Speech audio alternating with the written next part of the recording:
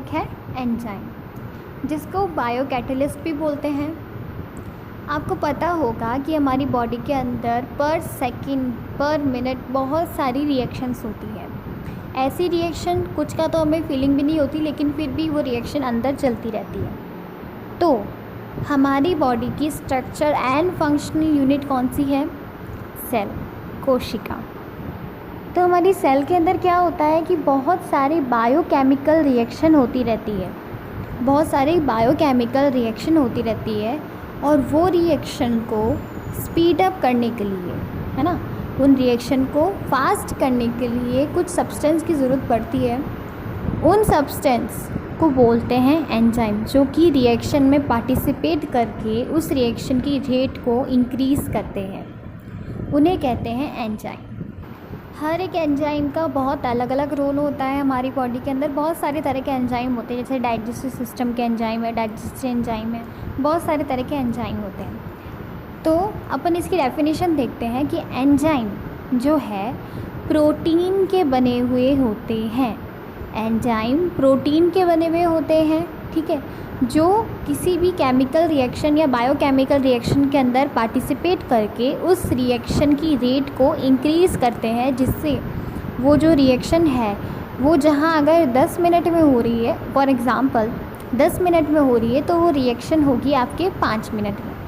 तो रेट कम हो गई, मतलब रेट ज़्यादा हो गई, उसकी जो टाइमिंग था वो रिड्यूस हो गया, और जो रिएक्शन थी हमारी बायोकेमिकल रिएक्शन स्पीड अप हो गई।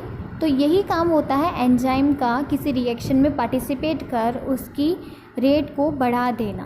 ओके, तो इसकी डेफिनेशन देखते हैं। Proteinous nature organic substance work as biocatalyst in living cell is known as enzyme. Proteinous nature यानी प्रोटीन के बने हुए ऑर्गेनिक सब्सटेंस जो कि बायोकैटलिस्ट की तरह काम करते हैं लिविंग सेल के अंदर, उन्हें एंजाइम कहा जाता है। तो ये क्या करता है, जो रिएक्टेंट्स हैं जिनसे हमारा जैसे रिएक्टेंट में प्रोडक्ट होता है केमिस्ट्री में रिडक्टेंट से प्रोडक्ट बनता है, तो रिडक्टेंट्स जो होते हैं उनकी एक्टिवेशन एनर्जी को ये कम करता है और रेट ऑफ रिएक्टिविटी को इंक्रीज़ कर देता है। समझे? जैसा कि आपको दिख रहा है एंजाइम इंक्रीज़, मैंने इंक्रीज़ के निशान बना रखे हैं। रेट ऑफ रिएक्शन, कौन सी रिएक्शन? बायोकेमिकल रिएक्शन को ये क्या करता है, रेट ऑफ रिएक्शन यानी रिएक्शन का जल्दी होने का जो टाइम पीरियड है उसको ये फास्ट कर देता है। अब ये देखना कि reaction is inversely proportional to the activation energy. Activation energy को कम करने पर रेट ऑफ रिएक्शन इंक्रीज़ हो जाती है।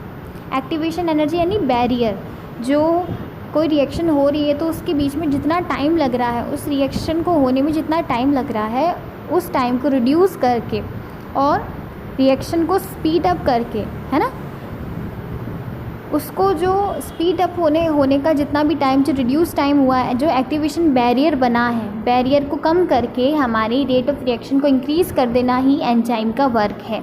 और वापस एंजाइम अपनी एक्चुअल पोजीशन में आ जाता है कि ये नॉन चेंजेबल होता है, मतलब कि रिएक्शन में पार्टिसिपेट ज़रूर कर रहा है, लेकिन इसके अंदर पार्टिसिपेट किया, इसने रिएक्शन को स्पीड अप किया, देन वापस जो सब्सटेंट होता है, अभी आगे आएगा, सब्सटेंट से ये अलग हो जाएगा और वापस किसी और सब्सटेंट के साथ में जाके ये जुड़ जाएगा, फिर वापस उसके साथ रिएक्शन करेगा एंड देन जो रेट ऑफ रिएक्शन है उसको इंक्रीज़ करेगा, देन वापस उससे अलग हो जाएगा। तो ये नॉन चेंजेबल टाइप का सब्सटेंस होता है प्रोटीनियस नेचर का। फॉर एग्ज़ाम्पल देखना कि कोई रिएक्शन है, ए रिएक्शन, उसको होने में 5 मिनट लग रहे हैं, पर जब मैंने उस रिएक्शन के अंदर एंजाइम को प्रेजेंट कर दिया, एंजाइम की प्रेजेंस आ गई उसके अंदर, तो वही रिएक्शन 1.5 मिनट में हो गई। तो कितनी जल्दी हो गई, तो टाइम रिड्यूस हो गया इसके अंदर। बस यही वर्क है एंजाइम का किसी रिएक्शन के अंदर। अब बात करते हैं मेटाबॉलिज्म की। उसको एंजाइम को समझने से पहले आपको 2-3 टर्म समझनी है। मेटाबॉलिज्म, है ना, अभी कभी कभी अपन कहते हैं कि है ना आपका मेटाबॉलिज्म सही नहीं है। तो मेटाबॉलिज्म होता क्या है कि हमारी बॉडी के अंदर जो सारे प्रोसेस होते हैं, जो सारी जैसे डाइजेशन है, सर्कुलेशन है, बहुत सारे जितने भी प्रोसेस हैं, उन सब को मिला के मेटाबॉलिज्म आप बोल सकते हो बेसिक लेवल पर, है ना। तो मेटाबॉलिज्म के अंदर दो तरह की प्रोसेस होते हैं, एनाबॉलिक या फिर एनाबॉलिज्म और कैटाबॉलिक यानी कैटाबॉलिज्म।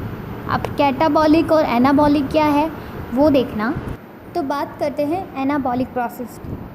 तो हमारे जो सेल है उसके अंदर बहुत सारे टाइप की रिएक्शन होती है, मैंने बताया। उसमें से एक टाइप है सिंथेसिस टाइप। सिंथेसिस टाइप यानी सिंथेसिस से पता चल रहा है फॉर्मेशन, किसी चीज़ का फॉर्मेशन यानी निर्माण करना, है ना। तो एनाबॉलिक के अंदर क्या होता है, जैसे मैंने दो ब्लॉक बना रखे हैं छोटे छोटे और उनको एक बड़ा ब्लॉक बना दिया। तो एनाबॉलिक के अंदर छोटे छोटे मॉलिक्यूल्स आपस में मिलके बड़े मॉलिक्यूल्स या बड़े मॉलिक्यूल्स का फॉर्मेशन करता है। और क्या करता है, नीड्स एनर्जी, उसको रिक्वायरमेंट होती है एनर्जी की। जब तक उसको एनर्जी नहीं मिलेगी, अभी हमको कोई चीज़ टूटी हुई हो और हमको उसको जोड़ना हो तो हमें एनर्जी की ज़रूरत पड़ेगी उसको जोड़ने के लिए। तो छोटे छोटे मॉलिक्यूल्स को वापस हमको ब्रेक डाउन जो मॉलिक्यूल्स हो रखे हैं उनको वापस पकड़ के उनको एक साथ जोड़ने में जो एनर्जी हमारी रिक्वायरमेंट होती है उसी प्रोसेस को एनाबॉलिक प्रोसेस कहते हैं। एज रिवर्स कैटाबॉलिक इसका उल्टा है। कोई भी बड़े मॉलिक्यूल को ब्रेक डाउन करना छोटे मॉलिक्यूल से। कोई बड़ी सी चीज़ है आपने ली और उसको तोड़ दिया, तो आपको कौन सी एनर्जी की ज़रूरत पड़ेगी इसमें एनर्जी रिलीज़ हुई। एग्जाम्पल है कि एक बड़ा मॉलिक्यूल बड़े मॉलिक्यूल्स को ब्रेक डाउन करना छोटे मॉलिक्यूल से, जिससे एनर्जी रिलीज़ होती है, तो उसको कहते हैं कैटाबॉलिक रिएक्शन या कैटाबॉलिज्म। जैसे केमिस्ट्री में होता है ना कि एक्सोथर्मिक रिएक्शन, एंडोथर्मिक रिएक्शन, जहाँ एनर्जी रिलीज़ होना और एनर्जी का रिक्वायरमेंट होना, तो बस वैसा ही है एनाबॉलिक एंड कैटाबॉलिक रिएक्शन। आया। अब देखेंगे अपन स्ट्रक्चर ऑफ एंजाइम का स्ट्रक्चर। मैंने बताया था स्टार्टिंग में कि जो एंजाइम होते हैं वो प्रोटीन के बने हुए होते हैं, प्रोटीनियस नेचर होता है, ठीक है। तो ऑल एंजाइम आर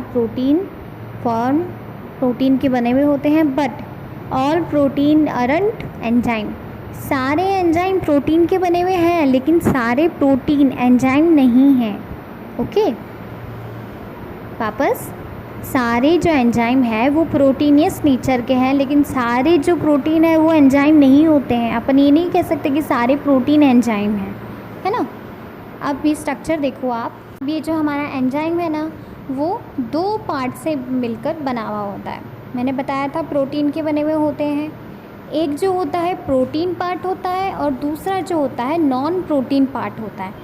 कुछ एंजाइम ऐसे भी होते हैं, रेयर एंजाइम होते हैं जो प्रोटीन के लेस प्रोटीन होते हैं बने हुए, लेकिन यहाँ पर प्रोटीन के दो पार्ट हैं, protein part and non protein part. Protein part को कहते हैं एपो एंजाइम और जो नॉन प्रोटीन पार्ट है उसे कहते हैं कोफैक्टर। इस पे क्वेश्चन बनता है, एक छोटा क्वेश्चन बनता है, कोफैक्टर के ऊपर अंदर आएगा, है ना।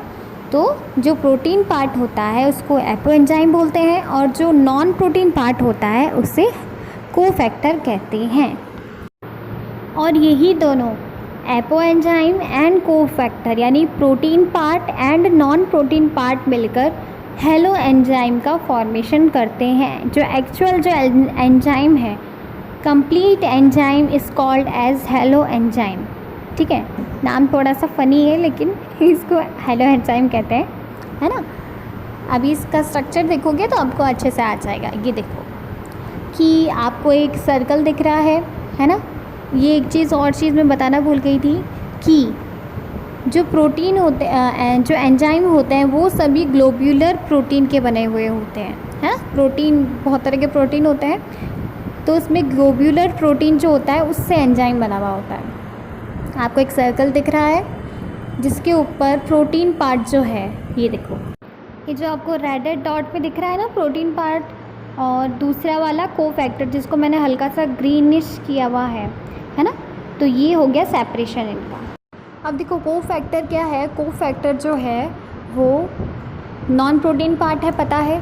अब कोफैक्टर के भी 3 टाइप है कि कोफैक्टर कैसा हो सकता है। प्रोस्टेटिक ग्रुप का हो सकता है, कोएंजाइम हो सकता है या एक्टिवेटर हो सकता है कोफैक्टर ही, लेकिन उसका जो है ना टाइप है वो अलग अलग है, प्रोस्टेटिक, कोएंजाइम एंड एक्टिवेटर। अब प्रोस्टेटिक, कोएंजाइम, एक्टिवेटर क्या है, अभी नॉर्मल बताऊं तो प्रोस्टेटिक ग्रुप वो होता है प्रोटीन पार्ट जो टाइटली एसोसिएट रहता है एपोएंजाइम के साथ में, यानी प्रोस्टेटिक मतलब वो पार्ट नॉन प्रोटीन का जो हमारे एपोएंजाइम के साथ में टाइटली बाउंडेड हो, एज रिवर्स कोएंजाइम जो लूजली बाउंडेड हो। कोएंजाइम ऐसा प्रोटीन पार्ट जो हमारे एपोएंजाइम के साथ में लूजली बाउंडेड तरीके से जुड़ा हुआ हो, जिससे कि वो इजीली सेपरेट हो जाए और वापस रीएसोशिएट हो जाए, यानी उसकी वापस जुड़ जाए। ऐसे पार्ट को बोलते हैं कोएंजाइम। और तीसरा है एक्टिवेटर, जो कि नॉन प्रोटीन पार्ट जो कि मेटल आयन का बना हुआ, इनऑर्गेनिक सब्सटेंस का बना हुआ जो होता है वो होता है एक्टिवेटर। इनऑर्गेनिक सब्सटेंस मेटल जैसे कि आयरन, Fe, है ना। तो ऐसे जो होते हैं ये 3 पार्ट हो गए, मैं आपको वापस समझा दूँगी इसको। इसमें प्रोस्टेटिक ग्रुप पार्ट जो कि नॉन प्रोटीन पार्ट जो हमारे एपोएंजाइम के साथ में टाइटली बाउंडेड हो। दूसरा पार्ट है कोएंजाइम जो कि हमारे एपोएंजाइम के साथ में लूजली बाउंडेड हो। और लास्टली एक्टिवेटर, यानी कोई metal ion, organic, inorganic substance जो एपोएंजाइम के साथ में बाउंड हो चुका हो। ओके, अगेन कंपोनेंट इसके एंजाइम जो है 2 चीज़ों से मिलके बनता है, apoenzyme that is proteinaceous part, second cofactor that is non proteinaceous part. Apoenzyme और कोफैक्टर मिलके एंजाइम का फॉर्मेशन करते हैं। अब फर्स्ट क्वेश्चन आता है एपोएंजाइम है क्या। एपोएंजाइम जो मैंने डॉट करके बताया था, ये जो है मेन प्रोटीन पार्ट होता है एंजाइम का, मेन प्रोटीन पार्ट होता है एंजाइम का, जिसके ऊपर एक्टिव साइट्स होती हैं जहाँ हमारा सब्सटेंस जो है वो बाइंड करता है ना। एपोएंजाइम में एक्टिवेशन साइट होती है एक या एक से ज़्यादा, more than 1 active sites present होती है। अब एक्टिव साइट्स का क्या होती है, जहाँ सब्सटेंस आके बाइंड करता है, जिससे हमारी रिएक्शन होनी है वो यहाँ पे एक स्पेशल जगह पर आकर बाइंड करता है ना। तो उसी जगह को एक्टिव साइट कहते हैं। एपोएंजाइम के अंदर ये प्रेजेंट होती है, इसलिए मेन पार्ट है। Special property of enzyme, enzyme की स्पेशल प्रॉपर्टी है ना, स्पेसिफिक कैरेक्टर। पहला character protein nature. Protein nature के होते हैं सारे एंजाइम केमिकली, है ना। प्रोटीन के जो एंजाइम होता है उसके अंदर थोड़ा सा पार्ट ऑर्गेनिक, इनऑर्गेनिक और कुछ आयंस का भी होता है। जैसे हमने पढ़ा था कोफैक्टर, जिसमें अलग अलग तरह के प्रोस्टेटिक ग्रुप एंजाइम वगैरह थे, उसके अंदर एक्टिवेटर था, कहीं पे मेटल भी था, है ना। तो वो हो गया प्रोटीन नेचर। सेकंड है कॉलाइडल नेचर। एंजाइम का कॉलाइडल नेचर भी होता है, और due to large surface area उनको ज़्यादा डिफरेंट साइज़ के, सारे एंजाइम डिफरेंट साइज़ के होते हैं, है ना। तो उनको ज़्यादा एरिया मिलता है टू बाइंड सब्सटेंस से बाइंड होने का, है ना। नेक्स्ट इज़ स्पेसिफिसिटी, यानी सारे एंजाइम अलग अलग स्पेसिफिक कैरेक्टर के लिए रिस्पॉन्सिबल होते हैं। यानी एक एंजाइम जो है एक रिएक्शन में पार्टिसिपेट करता है, यानी एक रिएक्शन को ही वो परफॉर्म करेगा। अगर उसका काम ऑक्सीडेशन है तो वो ऑक्सीडेशन ही करेगा, रिडक्शन नहीं करेगा, है ना। तो स्पेसिफिसिटी के आधार पर, उसकी बेसिस पे 4 तरह की स्पेसिफिसिटी दी गई है। पहली है एब्सोल्यूट, दूसरी है ग्रुप, तीसरी है बॉन्ड और चौथी है स्टीरियो। पहला है एब्सोल्यूट, उसमें क्या होता है कि वो एक ही टाइप की रिएक्शन को परफॉर्म करते हैं, जैसे कि फॉर एग्ज़ाम्पल यूरिएज हाइड्रोलेस। इसमें क्या है कि सिर्फ वो यूरिया का ही हाइड्रोलाइसिस करेगा और किसी का हाइड्रोलाइज नहीं करेगा, तो वो एंजाइम उसके लिए रिस्पॉन्सिबल है ना। उसको कहते हैं absolute specificity. Second is group specificity.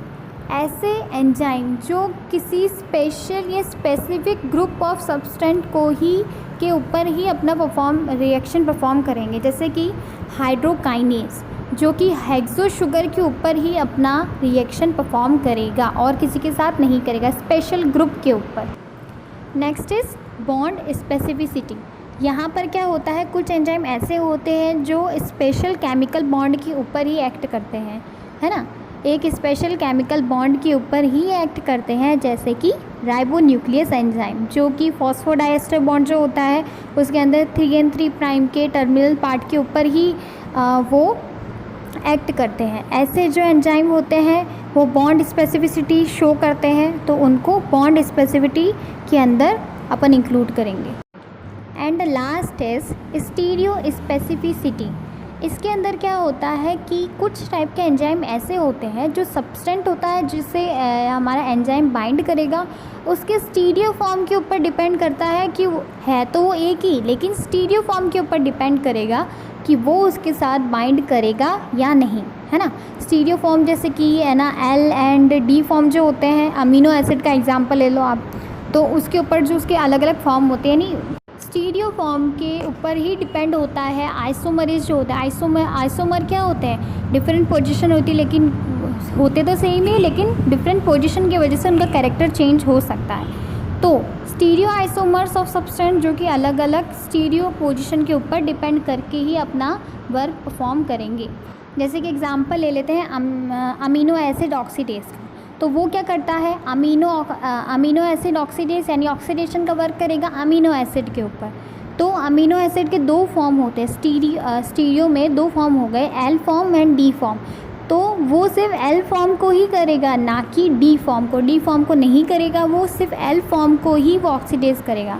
तो ऐसे कुछ एंजाइम होते हैं तो अलग अलग, सबका अलग अलग बिहेवियर है, नो वन इज़ सिमिलर।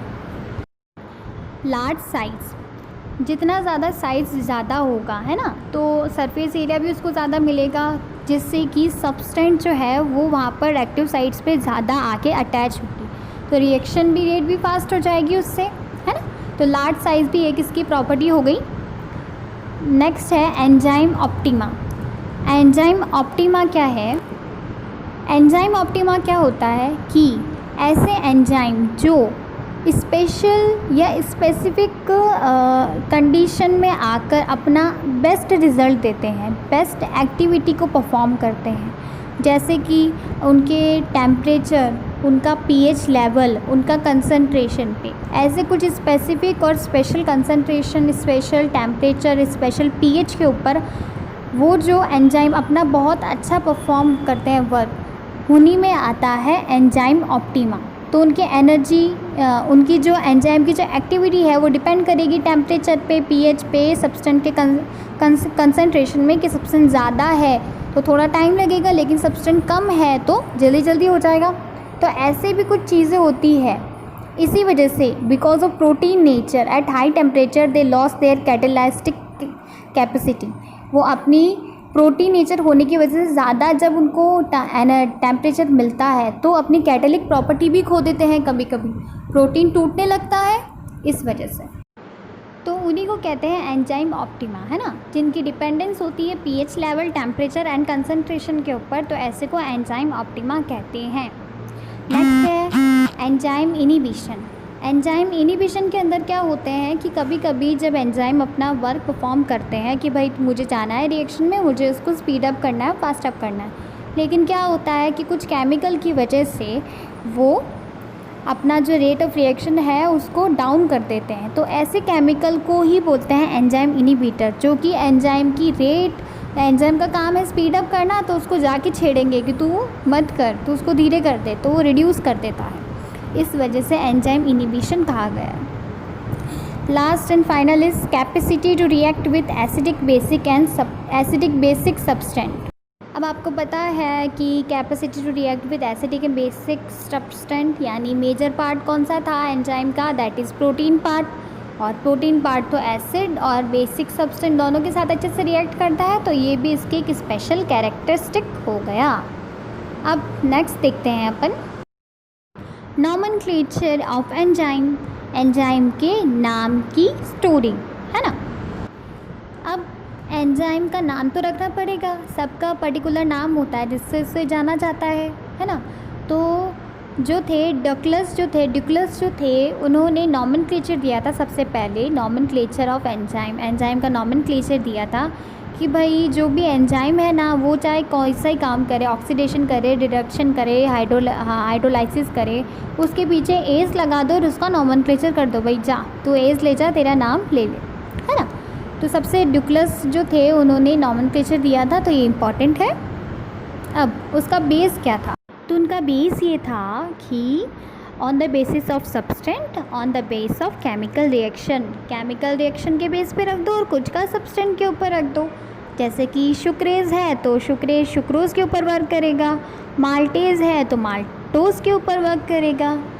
जैसे ही केमिकल रिएक्शन में जो ऑक्सीडेशन करने वाले हैं वो ऑक्सीडेज हो गए, जो रिडक्शन करने वाले हैं उसका नाम रिडक्टेज रख दो। तो ऐसे इन्होंने नाम तो रख दिए, पर प्रॉब्लम तो आनी ही थी बाद में, एक्सेप्शन तो पहले उठ के आते हैं, भाई हमको तो बताओ, हमको तो बताया नहीं आपने। तो एक्सेप्शन में आ गए पेप्सिन, रेनिन, ट्रिप्सिन, काइमोट्रिप्सिन, ये बोले भाई हमारा भी तो नाम रखो, हम करते हैं और आपने नाम तो कुछ रखा ही नहीं। तो इनकी वजह से भी, थोड़े एक्सेप्शन की वजह से ये थोड़ा फ्लॉप हो गया, है ना। तो बाद में सक्सेसफुल वाला भी आया, क्योंकि फ्लॉप के बाद में सक्सेसफुल तो आना ही है ना।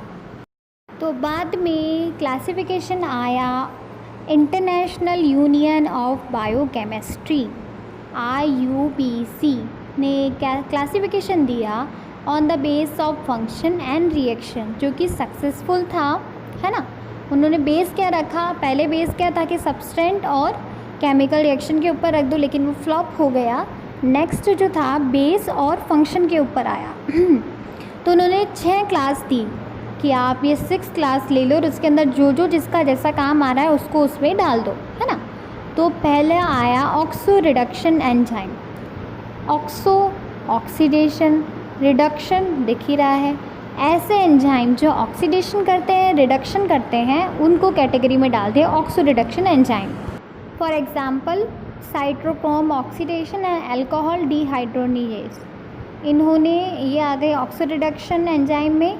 सेकंड है ट्रांसफरेज में क्या होता है कि जैसे कि A + B, AB + C, transferase enzyme के रिजल्ट में AC + B हो गए, यानी B का जो है वो ट्रांसफ़र हो गया C की जगह और C का ट्रांसफ़र हो गया B की जगह, तो ये हो गया ट्रांसफरेज। फॉर एग्जांपल हेक्सोकाइनेज, है ना, जो क्या करता है ग्लूकोज प्लस ATP मिलाकर हेक्सोकाइनेज की प्रेजेंस में ग्लूकोज 6 फॉस्फेट प्लस ADP का फॉर्मेशन करते हैं, तो क्या हो गया, इनकी जगह चेंज हो गई, है ना, दैट्स इट। तो जो ट्रांसफरेज वाले जो होते हैं एंजाइम, वो क्या करते हैं किसी ग्रुप के, यानी सब्सटेंट का कोई भी ग्रुप को दूसरे सब्सटेंट के ग्रुप से रिप्लेस कर देते हैं, एक्सेप्ट हाइड्रोजन को छोड़ के बाकी सब जो ग्रुप होता है सब्सटेंट का, यानी one molecule to another molecule ही चेंज कर देते हैं, एक्सेप्ट हाइड्रोजन, ये ध्यान रखना। नेक्स्ट इज़ हाइड्रोलेस एंजाइम क्या होता है, नाम से ही पता चल रहा है, हाइड्रोलाइसिस करने वाले, जिसके अंदर सारे डाइजेस्टिव एंजाइम आ जाते हैं। हाइड्रोलाइसिस यानी कि जब किसी भी रिएक्शन के अंदर एडिशन ऑफ वाटर मॉलिक्यूल का ऐड होना हाइड्रोलेस एंजाइम की प्रेजेंस में, तो क्या होगा कि छोटे छोटे जो मॉलिक्यूल, बड़े बड़े जो मॉलिक्यूल्स हैं उनको ब्रेक डाउन हो जाना by the addition of water in the reaction, है ना। तो हाइड्रोलाइसिस का वर्क जिसमें सारे डाइजेस्टिव एंजाइम आ गए। नेक्स्ट इज लाइजेज जो है वो क्या करता है, ऐसे एंजाइम जो स्पेशल कोवैलेंट बॉन्ड को ब्रेक करते हैं, स्पेशल कोवैलेंट बॉन्ड को ब्रेक करते हैं विदाउट हाइड्रोलाइसिस के बिना ही ये बॉन्ड को ब्रेक कर देते हैं। ऐसे जो एंजाइम होते हैं वो लाइजेज एंजाइम के अंदर आते हैं, जैसे कि कार्बन के बीच में बॉन्ड है, कार्बन नाइट्रोजन के बीच में बॉन्ड है, या कार्बन सल्फ़र के बीच में बॉन्ड है, तो ये जो बॉन्ड होते हैं कोवैलेंट बॉन्ड को तोड़ देता है। फॉर एग्जांपल एल्डोलेस, ये जो एंजाइम है ये ऐसे कोवैलेंट बॉन्ड को ब्रेक कर देता है without hydrolyse. Next is isomerase enzyme. Isomerase से पता चल रहा है आइसोमेरिज्म होने वाला है या आइसोमर्स के अरेंजमेंट में कुछ होने वाला है। तो ऐसे जो एंजाइम होते हैं जो कि कोई भी मॉलिक्यूल है या सब्सटेंट है उसके इंटरमॉलिक्यूलर अरेंजमेंट को चेंज करके उसको रीअरेंज करके उसके अंदर लाइट ओरिएंटेशन कर देते हैं, जिस वजह से सब्सटेंस जो है चेंज हो जाता है ऑप्टिकल आइसोमेरिज्म में।